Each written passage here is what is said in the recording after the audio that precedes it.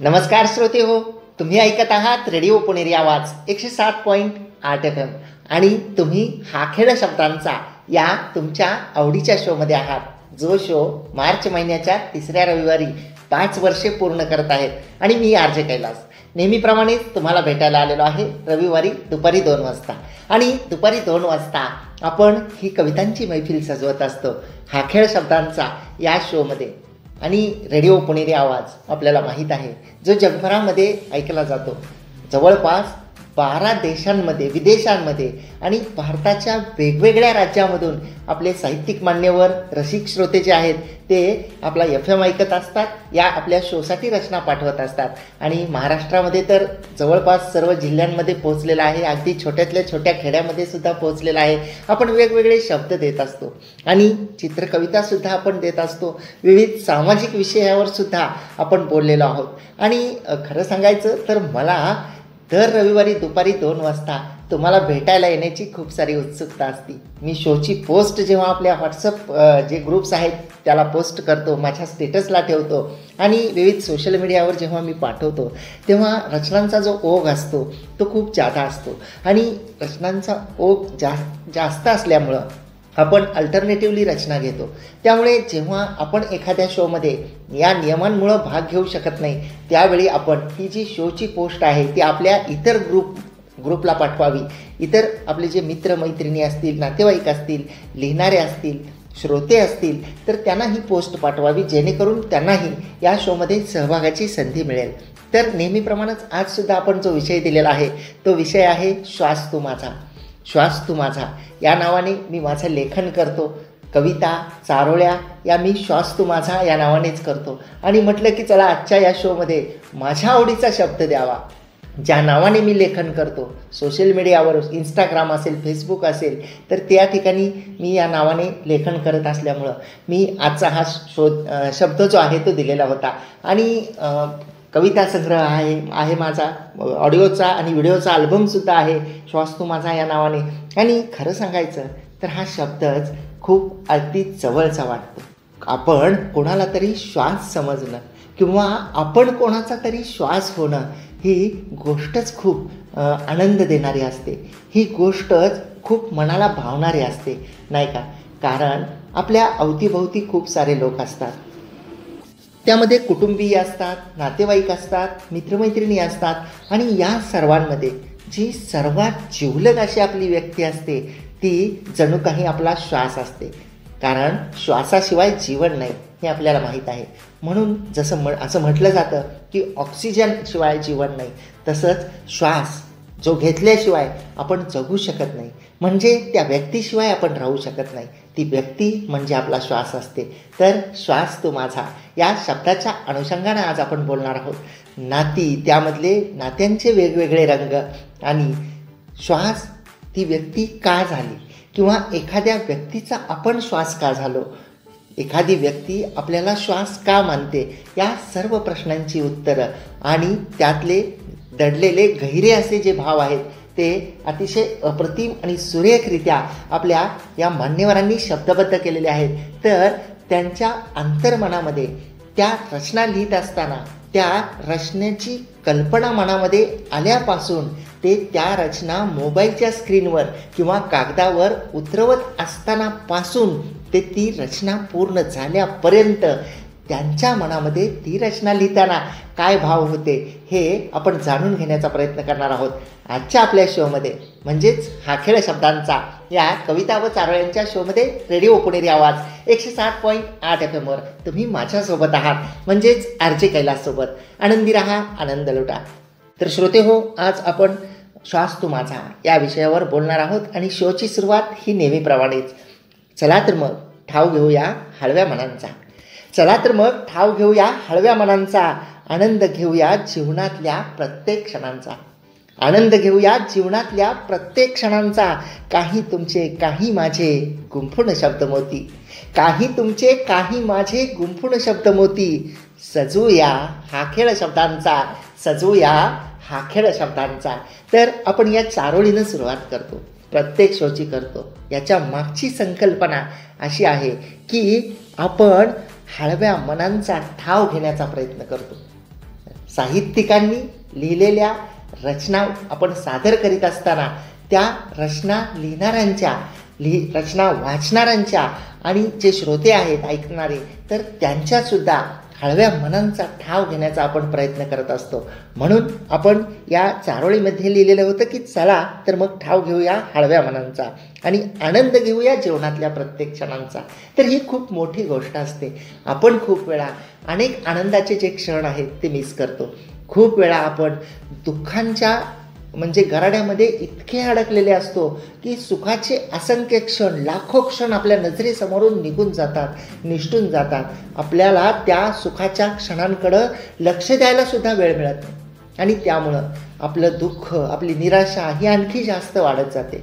असं म्हटलं जातं की एखादं झाड वठू लागलेलं असतं, एखादं झाड हे जळू लागलेलं असतं. कुठून तरी ढग येतो आणि 4 पावसाचे थेंब त्या वटलेल्या झाडावर पडतात आणि त्या वटलेल्या झाडाला नव्याने अंकुर फुटतात, नव्याने कोंब फुटतात आणि ते झाड पुन्हा हिरवंगार दिसू लागतं. माणसाच्या मनाचंही तसंच आहे, नाही का? माणूस जेव्हा निराश असतो, माणूस जेव्हा हताश असतो, तेव्हा कुठून तरी सुखाचा, आनंदाचा, समाधानाचा एक छोटासा क्षण त्या संपूर्ण दुःखांवर, त्या संपूर्ण विरहावर, त्या संपूर्ण वेदनांवर फुंकर घालण्यासाठी खूप महत्त्वाचा असतो आणि ते क्षण आपल्या आयुष्यामध्ये येतात सुद्धा, पण आपण त्याकडे पाहत नाही.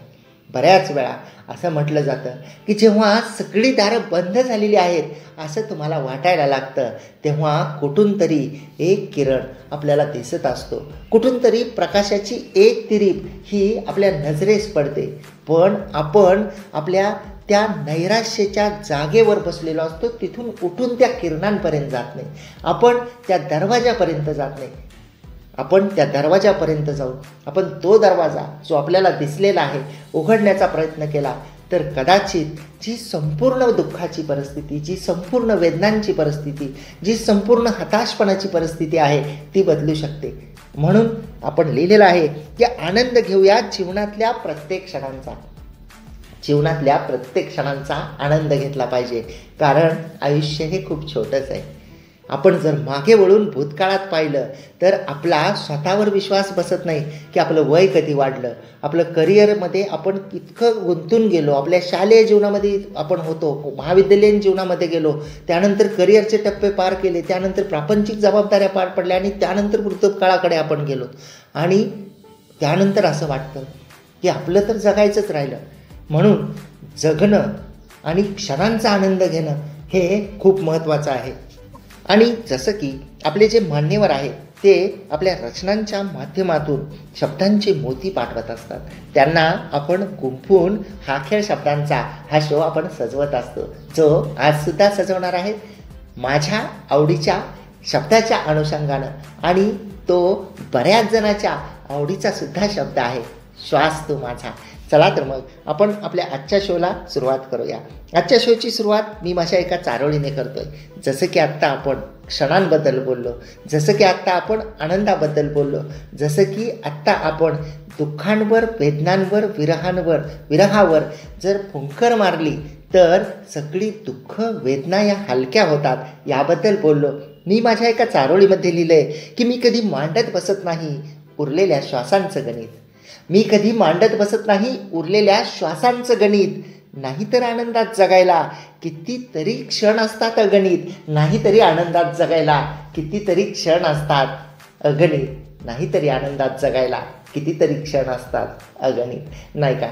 कारण कोणीतरी येईल आणि तुम्हाला आनंद देईल, कोणीतरी येईल आणि तुमचं मन जपेल. तुमचं मन हे इतरांच्या ताब्यामध्ये आपण जेव्हा देतो, आपल्याला स्वतःला सावरायला जेव्हा इतरांच्या आधाराची गरज पडायला लागते तेव्हा मन कमकुवत बनतं. कारण दरवेळी ज्या व्यक्तीकडून तुम्ही सावरण्याची अपेक्षा करता ती व्यक्ती उपलब्ध असेल असं नाही. त्या व्यक्तीचा तसा हेतूसुद्धा नसू शकेल, परंतु ती वेळेची उपलब्धता, ती परिस्थिती, ती सिच्युएशन, ती जवळीकता असो की तो दुरावा असो, सर्व परिस्थिती जी आहे ती अनुकूलच होईल असं म्हणता येणार नाही असं मला वाटतं.